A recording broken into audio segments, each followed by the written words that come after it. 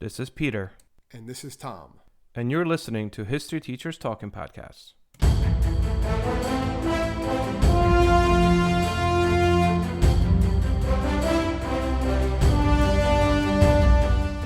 All right, this is Peter Zablocki and Thomas Reska, and welcome back to our podcast.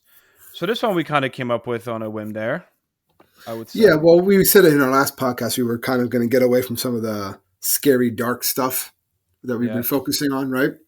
So what we wound up focusing on, actually, there's some scary and dark stuff. So I guess we didn't really get away from it if you really look at it. But we're looking at something that everyone's done, everyone's experienced. We're going to look at the history of some of these board games that people grew up with, or often ones that people still play today. Absolutely. And I mean, I think like a board game is the ultimate family pastime. You know what I mean? Like the family activity. Yeah.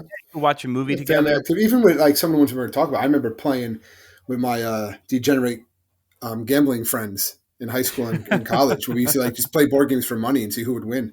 Like have teams and see. I never did that for money. Oh yeah, well with them everything was for money. That's just how it worked. But See, you make it interesting, Pete. You got to make things interesting. Yeah, no. Nonetheless, I do remember playing a lot of these games we're going to talk about today. I mean, board games. Yes. Interesting enough, like when I Playing was them now with the kids. I know that's what I'm saying. Like it's almost like every generation just passes that on to the next generation.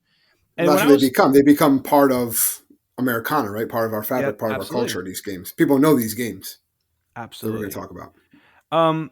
What's also interesting is that the board game market, considering, I mean, it's been through, think like when we're going to discuss today, board games have been around for thousands of years, but modern board games, we're probably going to concentrate mostly on the 20th century and up board games. But still, some of these board games that came out before there was radio, before there was TV, and then eventually you have, comic books, internet, so on and so forth. And there's always so much more out there to entertain you, but yet people still come back to board games.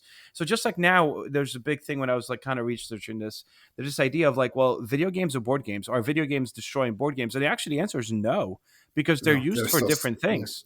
Video games, you play mostly solitude in your room by yourself. Yeah, you play online with someone, but you're by yourself. Board games is something that still has a place. And actually, the market is predicted to go over $12 billion by 2023. And they're still selling like crazy, board games. So let's talk about some board games. I mean, hopefully for some of you guys, this will bring back some memories. Or if not, maybe it'll have you go out to the store and buy a board game, because they're really not that expensive if you consider how much time you could spend playing them.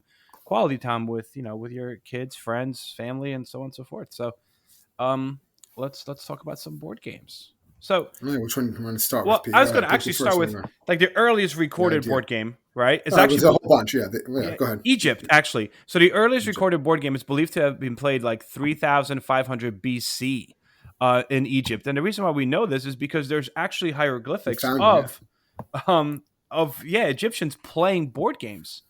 So they actually found some in like some dice and things like that in Tutankhamun's tomb, right? They did. They found dice. Check out a previous podcast, by the way. Podcast. Yeah, that's in there. Plug that in there. Check the archives. But yeah, a lot of tombs, people have actually been buried with their board games in Egyptian tombs and have been found. They actually, as you mentioned, the first real earliest gaming piece ever found was a dice. So dice have been around for a long time. We're talking thousands of years. And initially, the ones that were found were actually like 49 really small carved painted stones. And they were found in like a 5,000-year-old burial mound, right, in Turkey. And then you have, I mean, they used everything. Mesopotamia, they used like flat sticks and different materials, stones, knuckle bones, shells, anything as dice. The six-sided dice that we're kind of using today kind of derives its roots from the Roman era. But still, that's like thousands of years ago. Which is insane. So when you study this, another game that kind of comes up that was during 2000 BC. So it was the backgammon. Backgammon is still played today, essentially. But yeah, that's a very common. Yeah, I don't think I've ever played it, but it's always in those games. You buy like the 6-in-1 games. Yes, it has backgammon. You see the stores, backgammon, backgammon chess, obviously. Yeah, is always in there. But backgammon, we have to 2000 BC. Also, like became very popular in Roman Empire, and then actually it became super popular in the 1960s when you had like the event, like the modern backgammon, right? And it's that there's the established international association, official rules, gameplay, so on and so forth. But it became a very popular college game in the 1960s, and it kind of became huge. By like 67, there was a championship, world championship of backgammon in Las Vegas. But a chess, when it comes to chess, which is considered one of the oldest games, still not the oldest, obviously. A lot of these different areas They around said the it's the world, best selling board game of all time, right? to this day, number one. To Yep. this day, it's basically chess again because there's so many different versions of chess that are out there. I think recently I saw before we started to do this, there was like an Yeah. article about they found this like ancient chessboard they think from like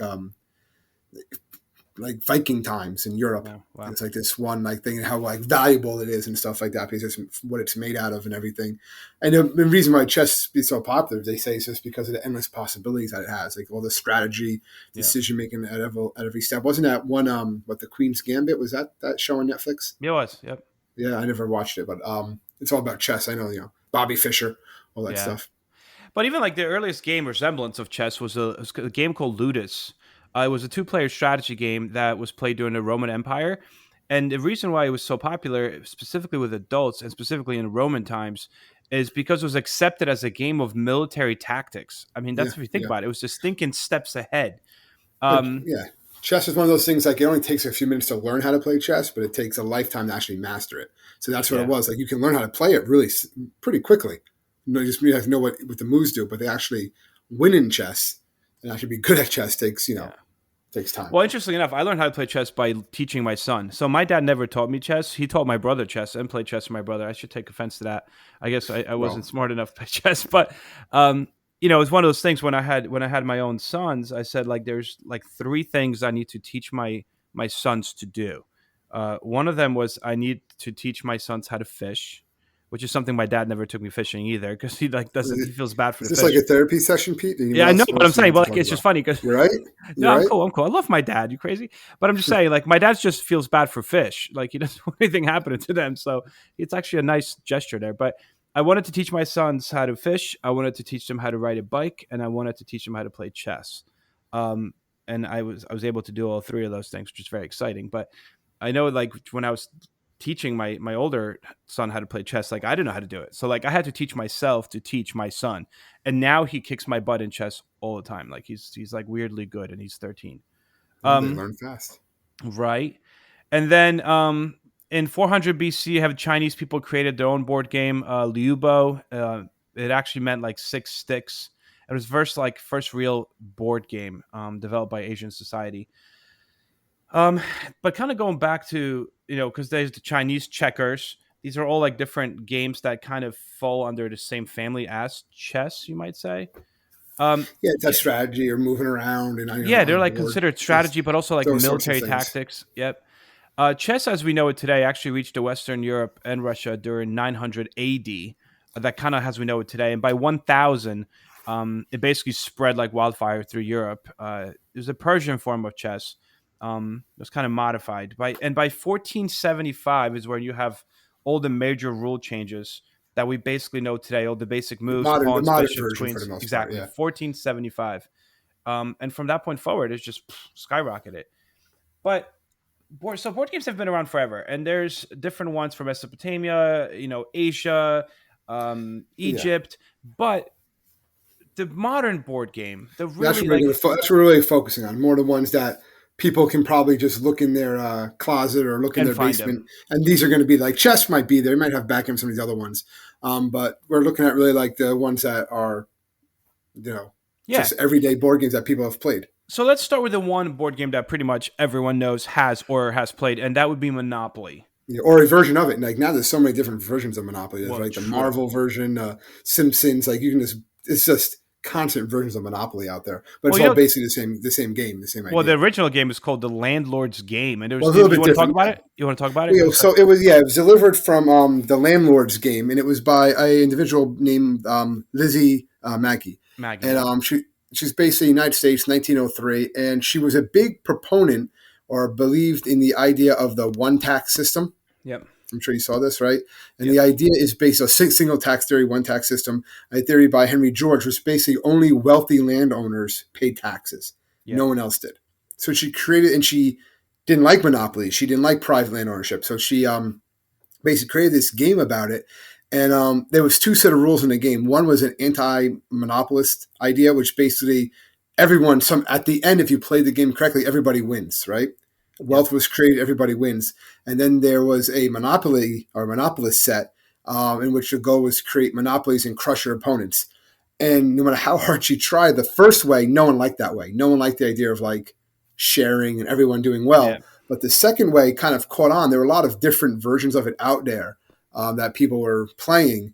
And she actually brings it, I believe, to Parker's Brothers at Yep. one point, and just doesn't do well. They don't even want it. They think, no, this is ridiculous. She brings it back again, I believe, in the 1930s, and that's when they go for it. Yep. And they paid her $500 for it for the patent, as long as they promised to also release her version of the game, the landlord's game, and Yep. they did, but wasn't really didn't never really caught on. But the Monopoly version, where you crush your opponents and you have to Yep. buy up as much land as possible, that did catch on. Yeah, because ultimately the point of the game was that like people would buy these You bankrupt properties. everybody, yeah, Yeah, and the landlords would basically their fortunes would multiply, and other players would descend into bankruptcy, and eventually the winner would yeah. be this like land baron who ended Who up like controlled owning everything? everything. That's what you want to do, And yeah. she was trying to say like that's bad, and that's why you should tax all these landowners. And it kind of backfired because people are like, yeah, it's awesome to like Oh, they bankrupt want other because people. they like that. They like that whole idea, and this is really weird. That monopoly is actually a lot of countries around. Well, during that time, it was actually banned in a lot of countries, like the Soviet Union and stuff Oh like yeah, that. Fidel Castro banned it in Cuba because they say no, it's just showing the capitalist, mindset. So it's actually banned, and obviously, the original version of the game was based on the streets of Atlantic City, New Jersey. yeah, So little shout out to home state right there. yeah. The first commercial version of it was produced in 1933. Um, and it was initially produced for like 5,000 copies. And the guy that produced it, so she actually had like a middleman because after she tried to approach them again to do it, um, they Parker Brothers wouldn't take it, but so she got the second guy, like a middleman named Darrow, Charles Darrow, and he actually fronted her a lot of money to produce 5,000 copies and started selling them in like a local Philly department store. And that's when the Parker Brothers are like, "Oh, this thing's selling! Like, all right, let's do this." And by the way, Parker Brothers is like the behemoth of like American toy and game manufacturer.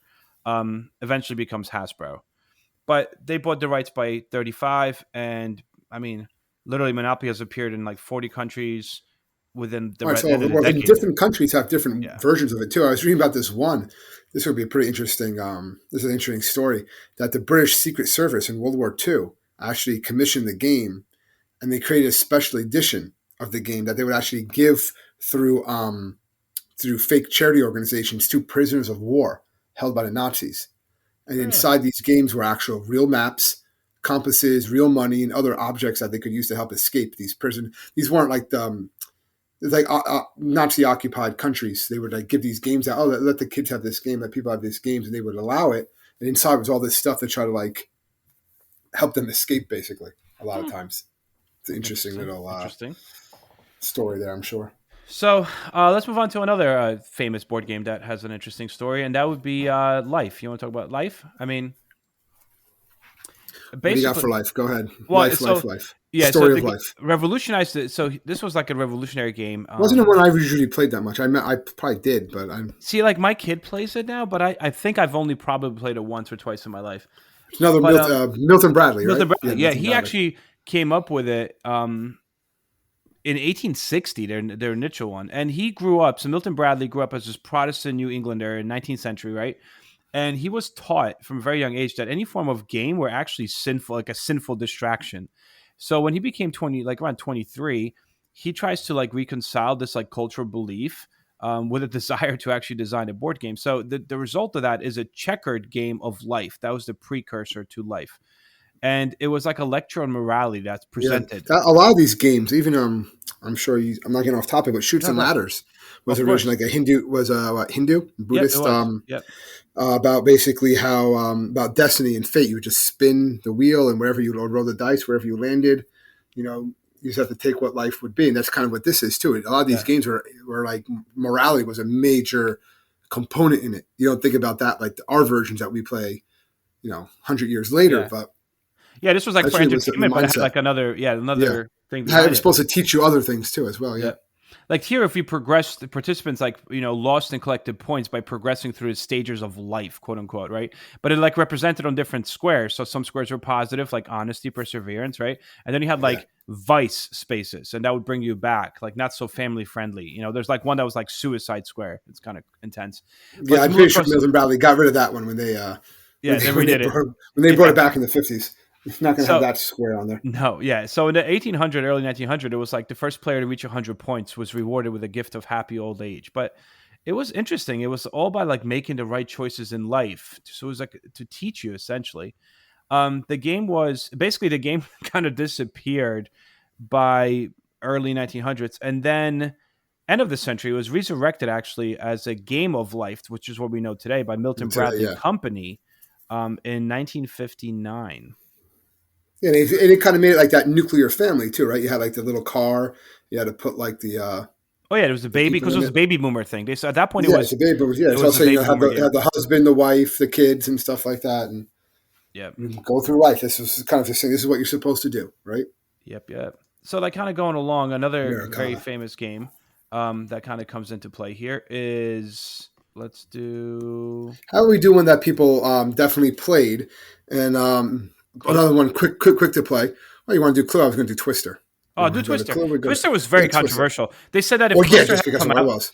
well, they said if Twister had come out a decade before it came out, it would not have sold because it was too like sexualized in a Well, you sense. had like it came out in the '60s, right? So you had Yep, it coming out in the '60s. You had this sexual revolution, and was starting to really go against these like ideals of the previous generation. You always have that one generation rebels against the other in some way, and so the owner thought up this idea as a promotional idea for some of his clients, right? The customers would send in enough proofs of purchase. I remember doing this when I was a kid too. You could cut off like the little squares in the back. You send in, you get something else.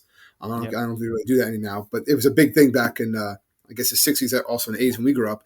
And then you see a free gift in return, and one of them was a full body game. I think what was it called at first? King's Footsie, right? yep, Was it yep, on? It yep, was on a sheet of fiber board, right? You see and you'd have to see if it would work as a prize, and it did. It decided to have potential, so he decided to actually sell it.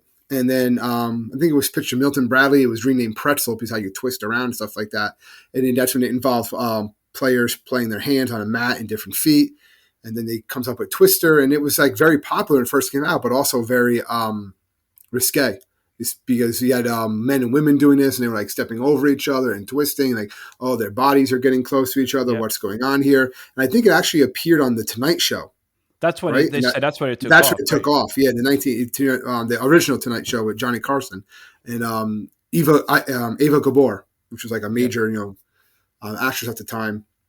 They test out the game on live television, and that's it. Just skyrocketed because they're falling over, they're laughing and stuff like that. They're making their that 1960s humor jokes, again, which a lot of it probably wouldn't fly today, no, yeah, or it's kind of cringeworthy, I guess, maybe today. yeah, But yeah, but the game had a lot of critics, attitudes and stuff like that, and but because it was so controversial, it also sold because like people were like, everything "Oh, else, right? I want Yeah, to play this game and stuff like that." And everyone's playing Twister, and there's nothing. You just kind of play it and you fall. It's just to see who can not fall over. Right? That's basically how it is. You fall yeah, over and you're out, and you just go again.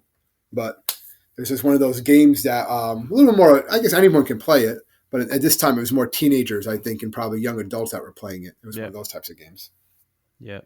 Clue, right? Cluedo, isn't it what it was initially called? It was a British Yeah, game.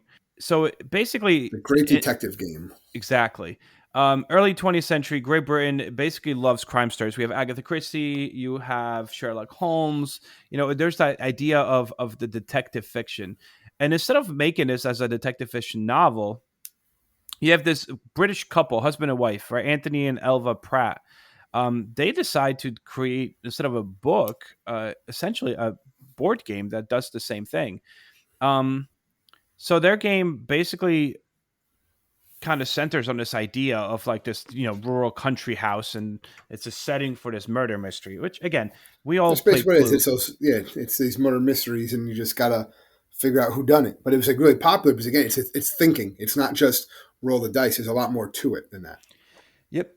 And Everyone's you, played it. Yeah, yeah, so like UK publisher actually first created the game in 1945, but it was very challenging to sell the game in the United States because Parker Brothers president, right, really enjoyed playing the game and he thought it would be a hit in the United States as well. But there was a long-standing company rule that prohibited any products that related to murder. you couldn't talk about murder. Yeah, nothing like Right. that. So he's Which is like, weird. You could have like Monopoly, right? Which was right, basically you're forcing people into poverty, you're throwing right, people in jail, but it's not murder. but yeah, but letting people starve, but it's not murder. That's It's not right. murder. It's capitalism. But this one about what Doctor Mustard in the library with a lead pipe. No, we can't do that. Right. He finally made an exception to the murder rule because what started happening is by like 48, you had other companies that started being interested in bringing it to the US and they could care less about the murder part. So Parker Brothers just pulled the trigger, no pun intended. Oh, pun intended. Who am I kidding? And they're like, let's do this. And they released the first Clue game in the United States in 1949. And obviously, a super popular game to this day. I mean, I have Scooby Doo Clue. I have Simpsons Clue. There's Oh, they so make many. other clues too. I Yeah, know it's yeah. like Clue Junior. All these games have like the junior Yeah, version. now they have junior versions because that's how I kind of, well, you and I probably played that with our kids. But so that's another game. The one game I know you play with your sons and I play with mine is Stratego. Stratego is pretty cool. So the game of Stratego, as we know it, was actually created during World War II, trademarked in 1942 by a Dutch company, and it officially came out in the Netherlands at first before it came out in the US. Milton Bradley got the game in 1961, and that's when you have the pieces the way you kind of know them now. It was acquired by Hasbro in 84, but really published in the US in 61 by Milton Bradley. So it's based on a Chinese predecessor game, which you could probably still play. It was known as Animal Chess, and it's a board game that looks almost Yeah, identical to Stratego. Um, and then you have these like game of fighting animals, and these pieces are instead of certain animals soldiers. could beat other animals. Yeah, same thing. Exactly. And they all have like numbers attached to them. And basically, a certain animal beats another animal, so they're not soldiers. So this game has been around for like well over 100 years, and Stratego basically kind of borrowed that from them.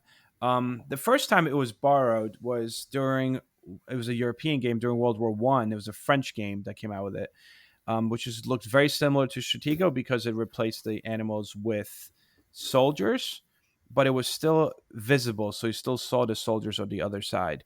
Versus by 1940s, Stratego was created in the Netherlands in like the more today version where you actually don't see the other side who you're attacking. Also, the first one, first Stratego games, even the first one that came out in the United States in '61, they were painted wood pieces.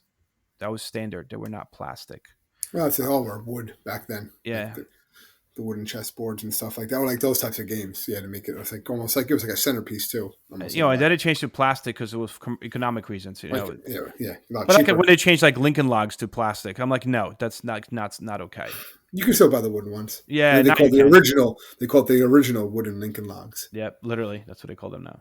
Yeah, Um, something like that. Another game that I also find interesting, the cool background story. Uno. I play Uno with my kids all the time. Oh, It's like Uno. go to family game.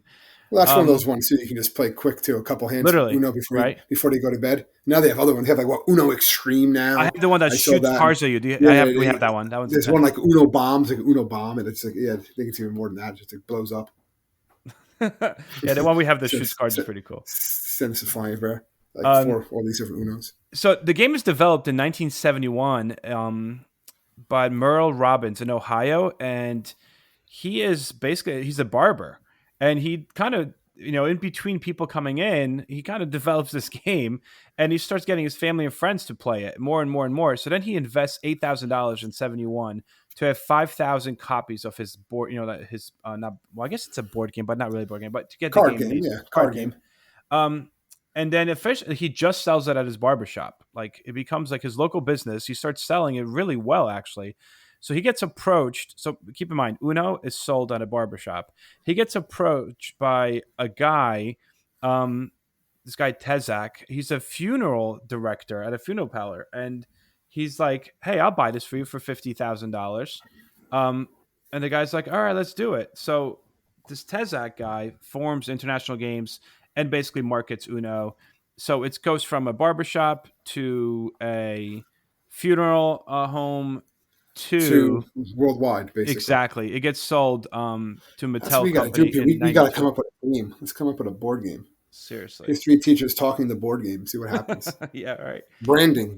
No, no. Well, it could be some form of Um, a trivia game. You never well, know. that's speaking into trivia. That's one I That's wanted to perfect. talk Let's do about. Trivia Pursuit. Was Trivia Pursuit, and this is when I was talking about earlier how myself and my friends would always play these games for money and stuff like that. This was our go to was Trivia Pursuit, and we were getting these teams, and it was so much for every triangle and whoever could win first and stuff like that. This Trivia Pursuit was like the older generation's game, right? Like the older kids' game or whatever Well, it they was, said it right? was like because games became very much for kids, and that's But this Trivia was in the Pursuit. '80s. Yeah, this was in the '80s. It's So games were more 79. for Yeah, kids. this is 1979. You started Eventually, having like 82. Atari and stuff like that came out. So you had the beginning of video games, really. Yep. So it was kind of like, what can we do? And the idea was these two friends, Chris Hanley and Scott Abbott, they put together this idea of a game that was basically like a trivia contest for mature players. So they picked subjects, right, like art, history, sports, entertainment, and you had to basically see if you could knew these random things, basically. And they scoured a bunch of trivia books, which is all they did. Now they someone going on Google, I guess, right? Find a bunch of Yeah. questions, like what is the first flavor in Lifesavers candy and stuff like that. How long did Yuri Gargan spend in space? Just random facts, like ones that people might know, but it's just trivia. That's basically what Yep. it is. And it started a lot of people, the toy stores weren't convinced it was going to take off, so they didn't really take a chance on it. Some did, and the ones that did, it sold really fast, and then it became hard to get. Started reordering the game, and by the first year, they sold over 20 million copies in its first year. Nuts. So it kind of shows that if you can brand stuff for a slightly older consumer, that board games are not just for kids. And True Pursuit took off, and they've made obviously a bunch of different versions of that now too. But I still like playing every once in a while.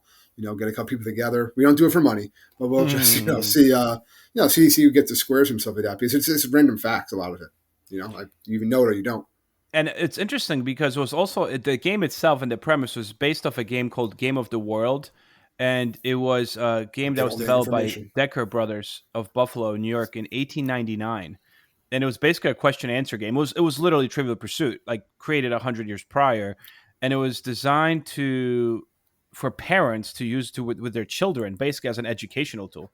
But when it was introduced in the late '70s, early '80s, this was the first game that was kind of geared towards adults. I mean, now you have Yeah, Cards this is Against like adults were Humanity. supposed to. I remember, Yeah, yeah, I remember like my parents, like when I was a kid, like playing it with like their friends. Like they were like, I'll go to bed, and they were playing Trivia Pursuit and stuff. that's You funny. hear them like, oh, Trivial figuring out these Pursuit. random questions. We'll talk about later games. I mean, Pictionary came out in 1985. Like I was like, Pictionary. You always play Pictionary, but I guess like And okay, pictures, just draw pictures. Well, speaking of that, my son got for Christmas. Someone gave him it's a new version of Pictionary where you actually just draw. You have to hook it up to your phone. I have the app on my phone, and you just take this pen, you just draw it in the sky, in the air, and then it shows up on the phone. So then people have to like guess it and what? stuff like that. So that just shows how technology What? just. So no, you don't just take a pen and paper, right, or it's like a marker on that wiper board. You draw it. Okay. No, now it's just draw in the air, whatever you need, and it's going to show up on your smart device, and then you just guess it that way. So it just shows how technology has evolved these games too. Yeah, I mean, But the a premise is Monopoly still now. there. They sell Monopoly with a credit card. Oh, it is a Like, Monopoly video game. Yeah. yeah, but like, there's like a credit card instead of the Oh, it's a money. I'm credit like, card. dude, that's the Yeah, yeah. fun. The fun is the money. Yeah, the fun was getting the car. Everyone fought over the car, and then you're trying to go there and Nah. turn off the jail. But how many times you actually finished playing Monopoly? I know it's a little off topic, but Honestly, I I, don't remember last time I I finished think I playing. finished one time, and I remember winning and like feeling bad, like legit. Yeah, Like I just took that's a everybody's money. that's a Like crazy I point. really I felt like guilty, and I was Yeah, like, oh, I don't know. I guess it kind of fit what the creator wanted to do, but I do remember just being like, I that's feel dirty winning crazy. this game, That's But nuts. it's a board game.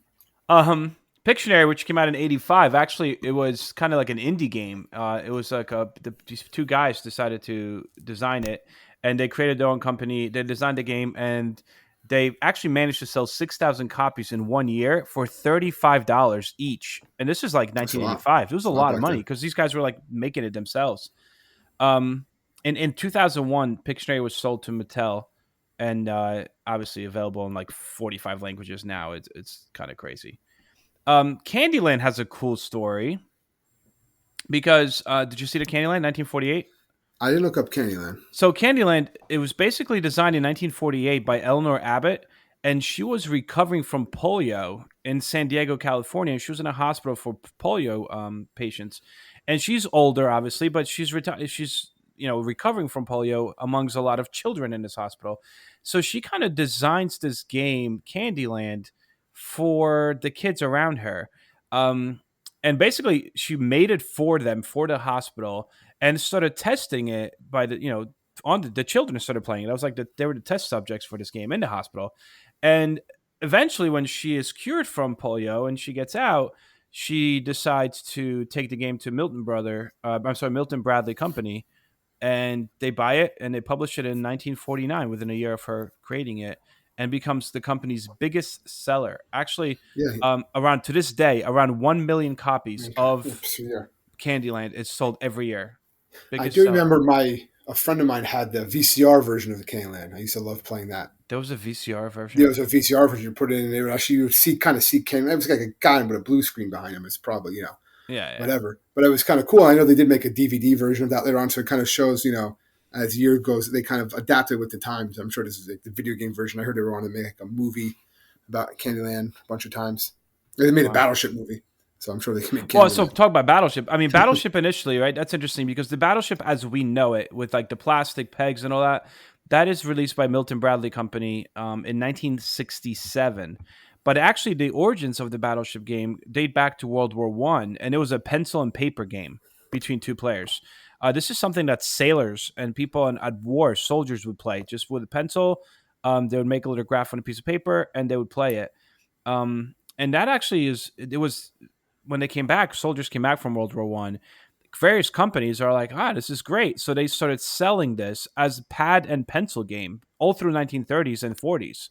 And it kind of remained just as that until Milton Bradley in 67 is like, what if we actually turn this into like a plastic board and pegs game? And that revolutionizes Battleship into what we have today. Um, but yeah, it was also the first interesting trivia thing.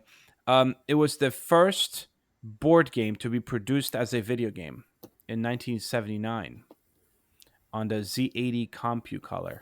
We should talk about like the early. You know what? We should talk about like the early computers. That could be fun. Commodore or whatever. Not We'll anytime go for soon. it. Future podcast.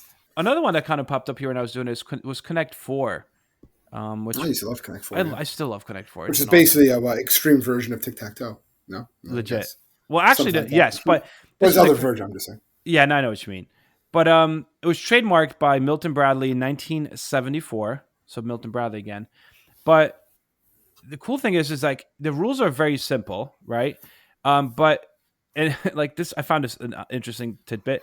So mathematicians have worked out that the number of possible game board positions is a monumental like four. I think it was like 4 trillion some 531 billion 985 million two So hundred nineteen it's a thousand. big number. It's a big Yeah, number. like it's And someone sat nuts. down and figured this out. So, Yeah, so mathematicians they really like Connect Four. well, how about Apparently, we it get was. since? Go ahead. Go ahead. No, go. Nope, Go. I Go. was going to go off topic. So go ahead. Go off topic. What's yours? I was going to go to another one. Well, basically, since it's October, right? And we're going to be talking. Oh, I We know where you're figured we have going. to do something like that. Yeah, we're going to have to go to a game that I'm sure everyone's played. I don't know if it's a game, entertainment, whatever you want to call it, or a way to contact the dead, like some people say, right? But it's the Ouija board. They sell it in the toy aisle. So Did there you you ever go. play the Ouija board? I play I Ouija board. remember I'm sure I remember playing it once or twice, and I just was like, someone's moving it. I don't really care, and that was like kind of like the end of it. I know my sister, who I'm not going to get much, but she big time believes in ghosts. So she's a big believer that the Ouija board is real and that it is a way to contact Grandpa. So Okay, yeah, interesting. I mean, those if sorts of I could things. send her this article I just read that is based off of 46 different studies that prove that it's indeed not real. Well, So no, there's a sorry. bunch of precursors to it. They were known as talking boards, and but they do say the Ouija board is it's a game that spiritualists have like kind of taken over in their own right and kind of changed things. But and there was actually talks in at one point that the journals that say, in the 20s and stuff, if you use a Ouija board, you're going to be possessed by evil spirits. That's crazy. Um, but yeah, but yeah, no. Basically, they did all this research on it, these scientists, and they basically proved that there's a lot of unconscious muscular exertions that basically are causing the response for the movement. They've actually like recorded this and they've proved Yeah, it. it's like the I Yeah, think it's ideomotor effect. It's basically like a way for your body to talk to itself. It's like an example. They said like the best example of an ideomotor effect is basically an example of like unconscious involuntary physical movement. So it's like you're, if you ever experience like a sudden feeling of jerking awake from sleep, like, oh my God, I just jerked because I was falling, yeah. like the hypnic jerk, that's part of the ideomotor effect. Basically, it's just like a more abrupt version of it, but because your brain is signaling your body to move without your conscious awareness. That's basically what it is. And You're there's, not moving it. You're not consciously moving it, but it's still but you moving. are moving it. Exactly. So you You are don't know moving it. you're Yeah. moving it. And the thing is that the second you ask a question of the Ouija board or whatever it is, it basically, you have an answer in your head. Like there's something that happens in your brain that imagines the answer and it starts to move your hands to that. And the fact that you have It's, more people touching this thing, it's the same thing. yeah. So there's more likelihood of someone is gonna. They said the biggest way you could do this to kind of prove that it's not real is if you do have the participants do this with their eyes closed. You'll notice that if they all close their eyes and ask their question, and someone records where the thing goes, it doesn't even go on the letters because you need to visibly see where your brain See where connect you're where it's going. going. Yeah, So they said the easiest simple test to see that it's kind of not real is that one. I think people are gonna get. We're gonna get some We angry are. emails I from mean, this. hey, to each his own. You believe what you want to Hey, believe, it's right? entertainment. If that is something that you enjoy and that is something that you believe, Again, yeah, more power to you. yeah, I'm just But just then pointing out some just studies. call Peter Venkman, and he will also come and take care of it. I So know. some We people actually will get just that saw reference. the second one with the kids. Saw the first one like a couple months ago. We just saw the second New Ghostbusters. one comes out. New one comes out. I know it looks good. Looks good. Have you ever played Sorry? I remember playing. Sorry, my cousins were into that game. I was younger, and that's when you like jumped on their heads, right? That was Yeah, trouble. yeah, yeah. You have that. You have to But like yeah, move like three pieces, and well, again, basically, it's teaching you to be sorry. But you like wanted to like do it. Like, that was the goal of the game was to like say you're sorry. I remember the commercials for it and stuff. um, two other ones before we kind of start closing this up.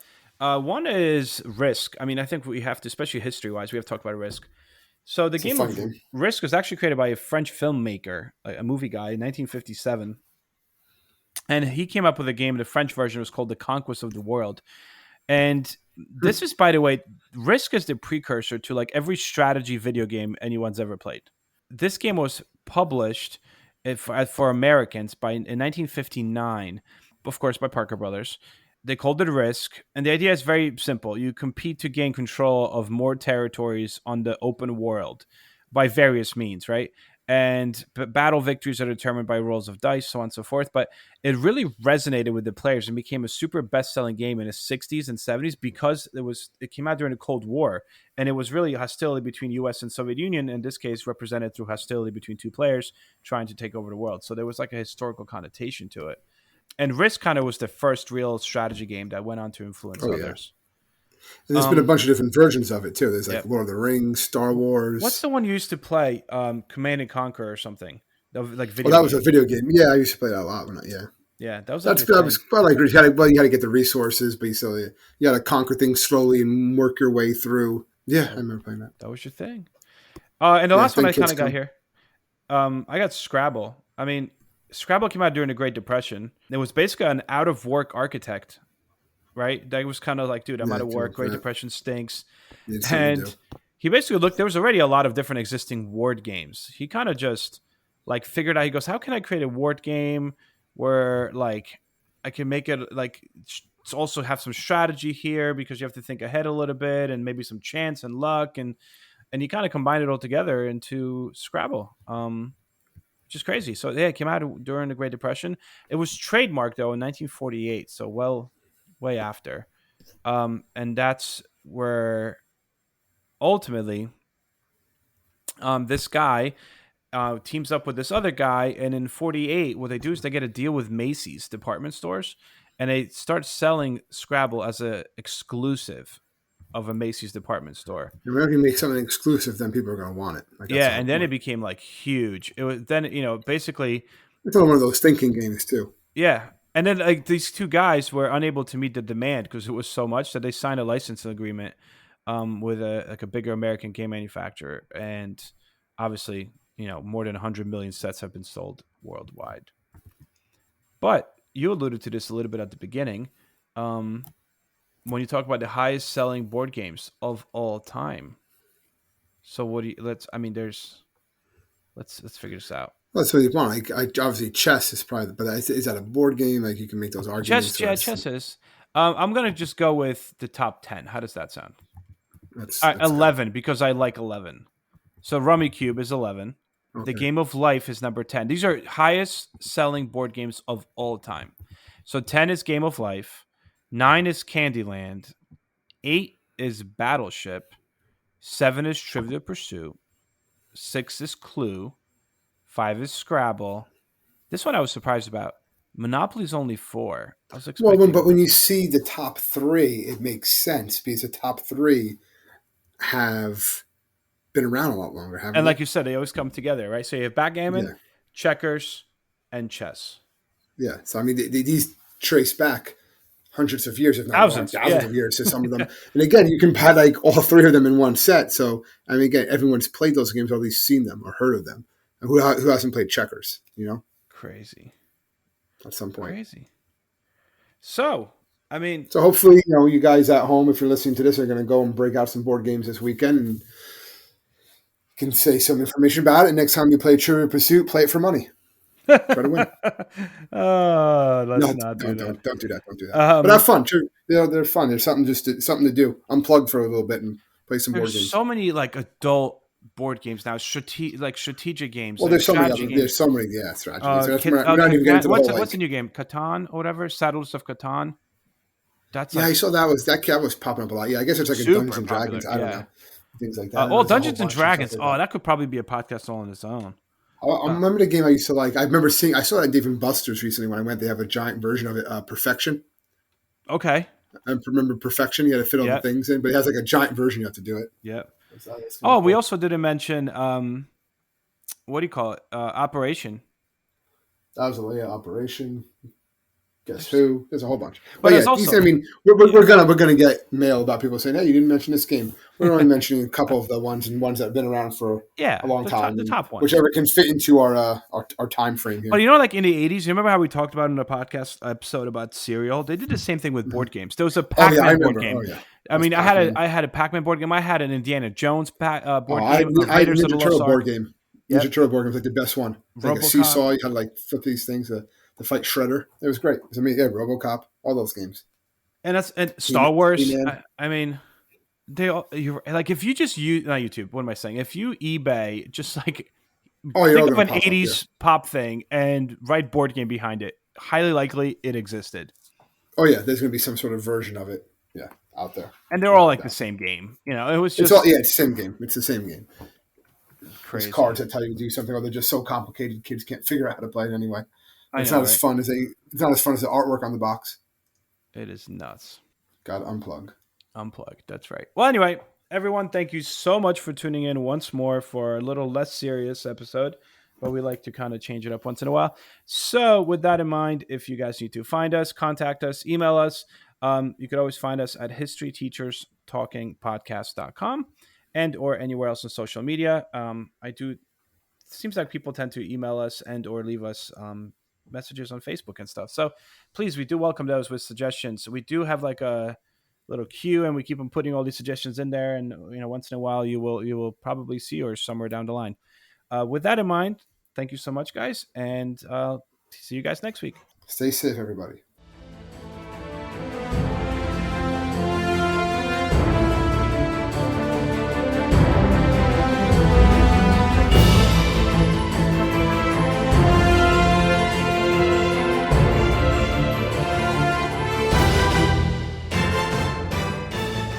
I I hope everyone enjoyed our podcast, and if you would like to email us, you can do so at historyteacherspodcast@gmail.com.